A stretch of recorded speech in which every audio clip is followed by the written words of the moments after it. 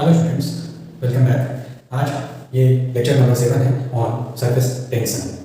इसके पिछले वीडियो में हम लोगों ने डिस्कस किया था excess pressure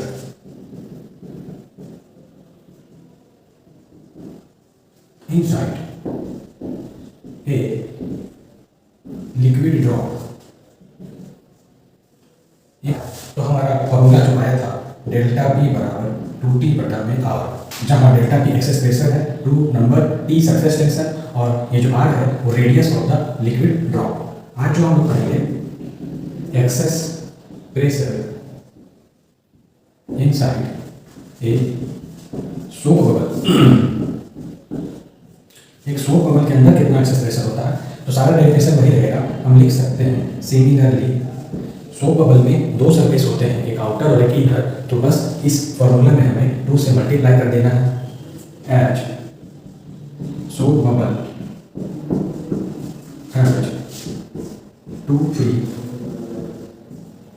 surface, so we can write, हम लिख सकते हैं कि डेल्टा पी जो होगा 2 इंटू 2T बाई आर होगा, और इसी को लिखा जा सकता है delta P equal to 4T by R. तो आप ये दोनों फॉर्मूला ध्यान में रखेंगे। ये हो गया excess pressure inside a liquid drop, और नीचे लिखा हुआ है excess pressure inside a soap bubble. Soap bubble के अंदर जो एक्सेस प्रेशर होगा वो 2 टाइम्स होगा लिक्विड ड्रॉप की तुलना में।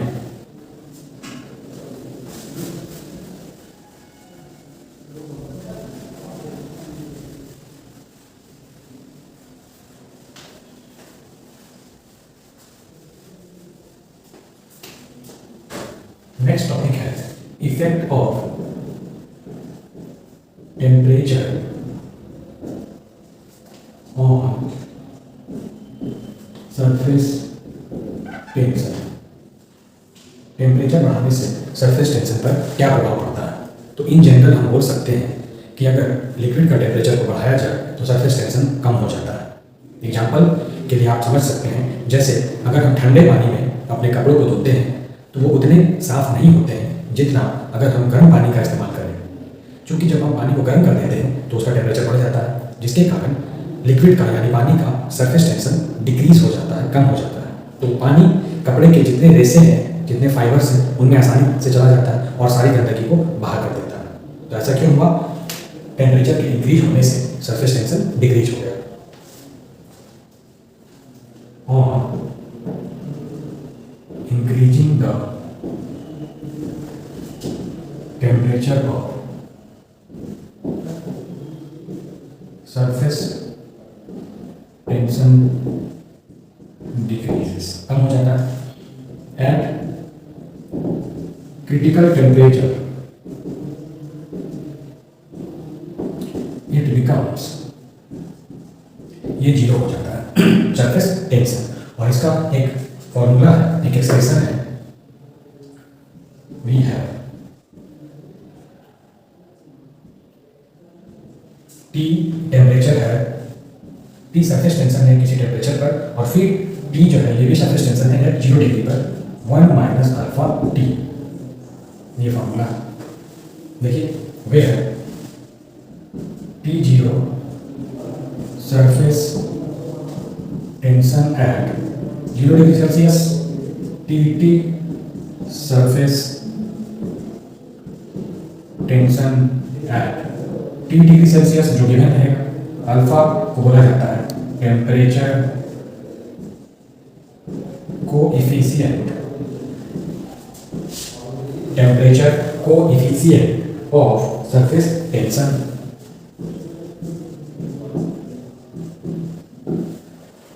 और जो टी है वो टेम्परेचर होगा। ठीक है, नेक्स्ट अब हम लोग डिस्कस करने जा रहे हैं some application of surface tension जो डे टू डे लाइफ में हम लोग ऑब्जर्व करते हैं।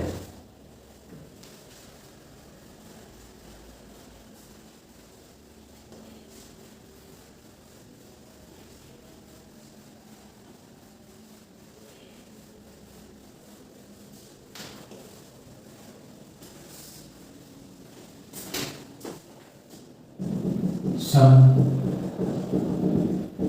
application of surface tension in our daily life. First one is action of detergent, जिससे हम लोग कपड़े धोते हैं, सर्फ साबुन वगैरह बोल सकते हैं। तो जब पानी में डिटर्जेंट को मिला दिया जाता है तब पानी का सरफेस टेंशन कम हो जाता है। सरफेस टेंशन क्या है? लिक्विड की एक प्रॉपर्टी जिसके कारण वो अपना मिनिमम सरफेस एरिया को कवर करना चाहता है। तो जब हम उसमें डिटर्जेंट को मिला देते हैं तो क्या होता है, उस लिक्विड का सरफेस टेंशन डिक्रीज हो जाता है। तो जैसे टेंशन डिक्रीज होगा, लिक्विड आसानी से स्प्रेड होगा, यानी कि वो फैल जाएगा और कपड़े साफ धुल जाएंगे। By adding detergent to the liquid that is in water, surface tension of liquid is wetting power of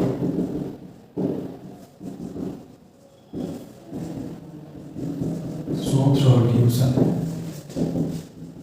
increases। इस स्थिति में उस सोप सॉल्यूशंस का भिगाने का शक्ति बढ़ जाता है, तो कपड़ा को ज़्यादा भिगाएगा और अच्छी तरीक़ा से साफ कर देगा। ये है सरफेस टेंशन का फर्स्ट एप्लीकेशन। सेकंड क्या है?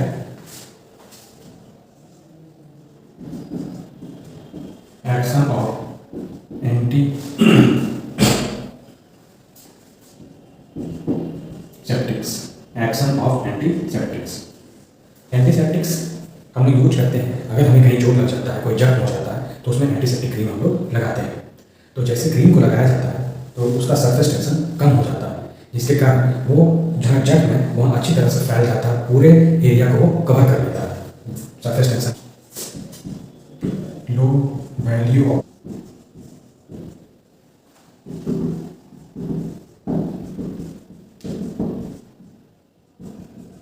Antiseptics spread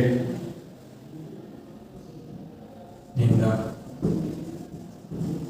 maximum area of wound। ये जख्म चोट जो लग जाता है, घाव हो जाता है, उसमें सरफेस टेंशन कम होता है। एंटीसेप्टिक्स क्या होता है? मैक्सिमम एरिया को कवर करता है और जल्दी क्योर करता है। ये दूसरा एप्लीकेशन है सरफेस टेंशन का।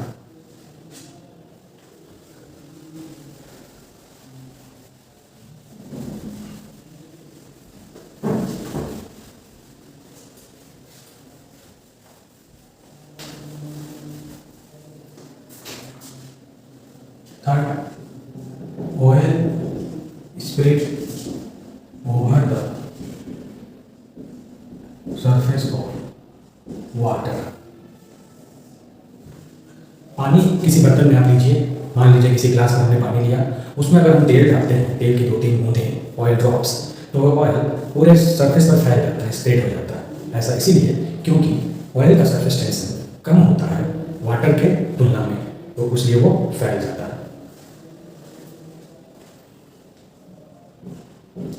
Surface tension of oil is less than surface tension of water, so it spread all over the surface of water। चौथा एप्लीकेशन, हम लोग सूप पीते हैं तो सूप हम लोगों को गर्म अच्छा लगता है, हमें ठंडा सूप स्वाद नहीं लगता, पसंद नहीं आता। ऐसा इसीलिए होता है क्योंकि हम जब ठंडे मुंह में जब सूप को डालते हैं तो हमारे जीभ पर वो ठंडा सूप ज़्यादा सरफेस टेंशन होने के कारण अच्छी तरह से स्प्रेड नहीं हो पाता। जब सूप को गर्म किया जाता है, अभी आपको थोड़ी देर पहले मैंने बताया कि जब लिक्विड को हम लोग गर्म करते हैं तो उसका सरफेस टेंशन कम हो जाता है, वो पूरा स्प्रेड हो जाता है। तब जब सूप गर्म होता है तो उसका सरफेस टेंशन कम हो जाता है, जिसके कारण वो हमारे जीभ के सरफेस पर पूरी तरह से स्प्रेड हो जाता है और हमें ज़्यादा स्वाद महसूस होता है। ठीक है। Hot soup is more tasteless, better than the cold soup। It is because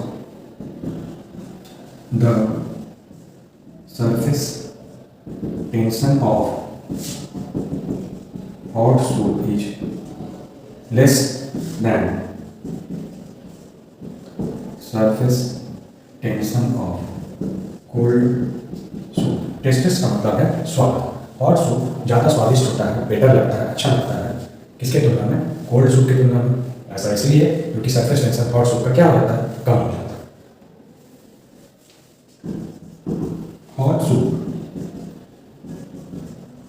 spread over the large area of, हमारे मुंह के, हमारे टंग के लार्ज एरिया को कवर करता है हॉट सूप, इसीलिए वो अच्छा लगता है।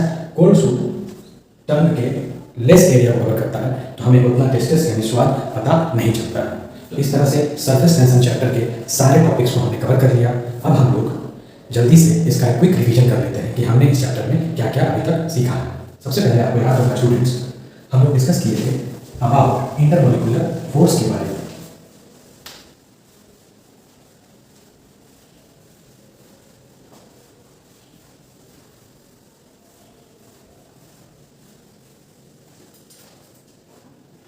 पहला टॉपिक हमारा था इंटरमोलिकुलर फोर्स। मॉलिक्यूल्स के बीच लगने वाला अट्रैक्टिव फोर्स को बोला जाता है इंटरमोलिकुलर फोर्स। इसके बाद हमने देखा था, डिस्कस किया था दो टाइप के फोर्स। पहला कोहेसिव फोर्स, दूसरा एडहेसिव। कोहेसिव फोर्स एक्ट होता है between molecules of same substances, और इसका जस्ट अपोजिट होता है adhesive force which acts between molecules of different substances। जैसे कोहेसिव फोर्स का एग्जांपल हो जाएगा वाटर के दो मॉलिक्यूल्स, दो ड्रॉप्स को अगर हम लोग एक दूसरे के करीब लाते हैं, म्यूचुअल कॉन्टैक्ट में लाते हैं, तो वो दोनों एक दूसरे में सट जाते हैं, ज्वाइंट हो जाते हैं ड्यू टू कोहेसिव फोर्स, क्योंकि सेम मॉलिक्यूल्स था।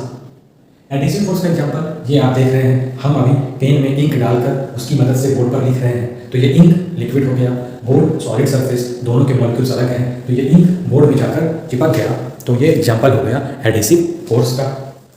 इसके बाद हमने डिस्कस किया था अबाउट सरफेस टेंशन। लिक्विड की एक ऐसी प्रॉपर्टी जिसके कारण कोई भी लिक्विड हमेशा चाहता है मिनिमम सरफेस एरिया को ऑक्यूपाई करना, कवर करना, जिसके कारण कोई भी, जैसे हम आपको पहले बता चुके हैं कि वर्षा की जो बूंदें होती हैं, वाटर ड्रॉप जो होता है वो हमेशा स्फेरिकल इन शेप होता है, क्योंकि एट ए गिवन वॉल्यूम अगर हम तुलना करें तो स्फीयर का वॉल्यूम बाकी, जैसे अगर हम क्यूबिकल शेप का कोई बॉडी लें या क्यूबाइड शेप का कोई बॉडी लें, और अगर स्फेरिकल शेप का बॉडी लें या सिलिंड्रिकल लें, तो इन सब में सबसे कम जो सरफेस एरिया कवर करेगा वो होगा स्फीयर, जिसके कारण वर्षा की बूंदें हमेशा स्फेरिकल होती हैं। इसके बाद मॉलिक्यूलर रेंज हमने देखा था।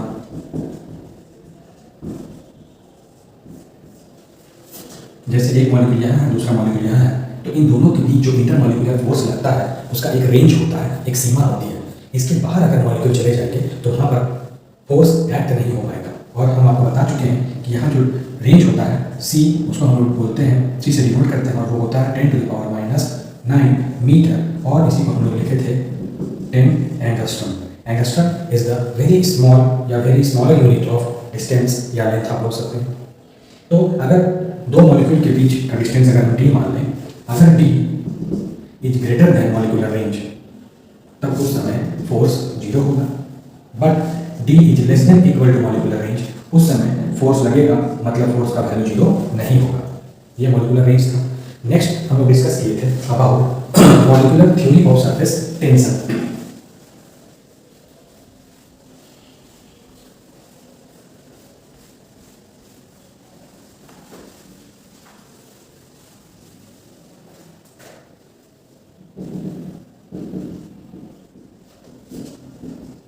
थ्योरी ऑफ सरफेस टेंशन, हमने फिगर बनाया था और 4 मॉलिक्यूल्स को कंसीडर किया था।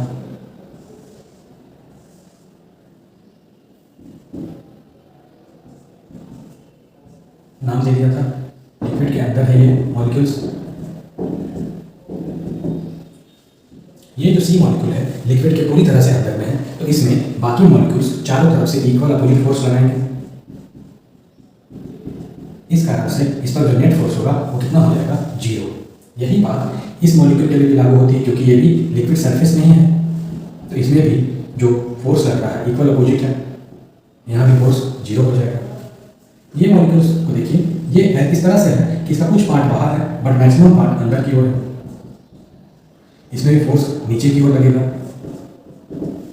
तो molecular theory of surface tension हमें ये बताता है कि अगर हम जितने भी मॉलिक्यूल्स को कंसीडर करें जो किसी लिक्विड के इनसाइड होते हैं, तो हमें ये पता चलता है कि इन सब पर एक नेट डाउनवर्ड फोर्स एक्ट होता है नीचे, जिसके कारण लिक्विड का ये जो सरफेस है ये एक स्ट्रेच्ड मेम्ब्रेन्स जैसा बिहेव करता है। स्ट्रेच्ड मेम्ब्रेन्स,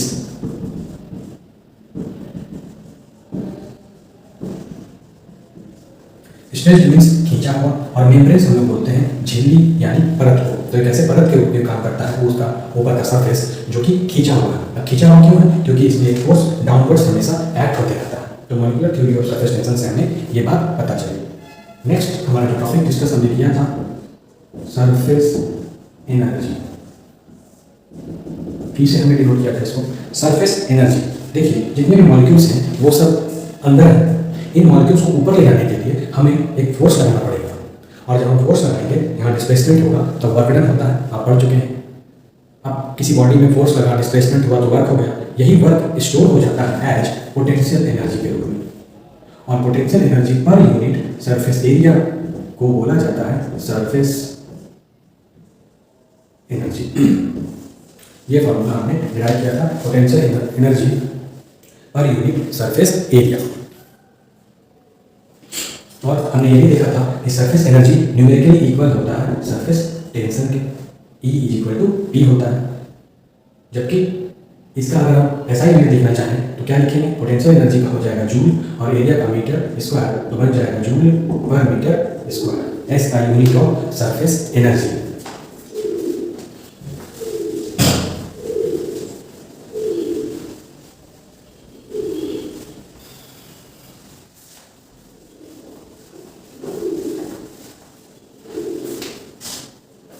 इसके बाद हम लोगों ने डिस्कस किया था कैपिलैरिटी। कैपिलैरिटी एक फिनोमिना है जिसमें लिक्विड एक कैपिलरी ट्यूब में राइज या फॉल होता है। एक पतला सा ट्यूब लेते हैं हम लोग, इसको जब किसी लिक्विड में डिप किया जाता है तो पानी इसमें लिक्विड ऊपर राइज करता है। हम लोगों ने एंगल ऑफ कॉन्टैक्ट पे डिस्कस किया था। जैसे हमने ये लिया एक कंटेनर, इसमें जब पानी को रखते हैं तो उसका अपर सरफेस इस तरह से कर्व हो जाता है, और यहाँ एक टेंजेंट लेते हैं तो इस सॉलिड सरफेस और इस टेंजेंट के बीच जो एंगल बनता है इसी को बोला जाता है एंगल ऑफ कॉन्टैक्ट। और ये जो फ्री सरफेस है इसको हम बोलते हैं मेनिस्कस। ये फ्री सरफेस या तो कंकेव हो सकता है या तो कॉन्वेक्स हो सकता है। अगर हम वाटर लेते हैं, एंगल एक्यूट एंगल होता है, 90 डिग्री से कम होता है, तब ये जो सरफेस बनता है ये बनता है कॉन्केव। बट अगर हम कंटेनर में पारा को ले लें, Hg को, तो सरफेस कुछ इस तरह से बनता है। यहाँ पर एंगल 90 डिग्री से ज़्यादा होता है, ऑब्ट्यूज एंगल, तब ये सरफेस हो जाता है, ये है Hg के लिए और ये है वाटर के लिए। तब यहाँ पर एंगल जो ये कर्व बनता है कॉन्वेक्स बनता है। इसी का यूज करते हुए हम लोगों ने कैपिलैरिटी को देखा था। कैपिलरी राइज मेथड की मदद से हमने सरफेस टेंशन को, फॉर्मूला हमारा आया था सरफेस टेंशन का T=R rho G H/2 cos theta, जहाँ R रेडियस है इस सरफेस का, rho density of the liquid, G acceleration due to gravity, H height of the capillary tube, 2 constant और थीटा ये एंगल ऑफ कांटेक्ट था। इसी formula की मदद से हम लोगों ने H इसको भी डिटरमाइन किया था। तो H की जगह हम लोग क्या लिख सकते हैं? 2 cos थीटा यहाँ चला जाएगा, 2T cos थीटा बटा R रो G। ये height of the capillary tube हमने फाइंड किया। इसके बाद हमने लास्ट टॉपिक डिस्कस किया था एक्सेस प्रेशर, जिसके बारे में आज हम लोग देख चुके हैं। तो स्टूडेंट्स इस तरह से सरफेस टेंशन चैप्टर यहाँ पर फिनिश होता है।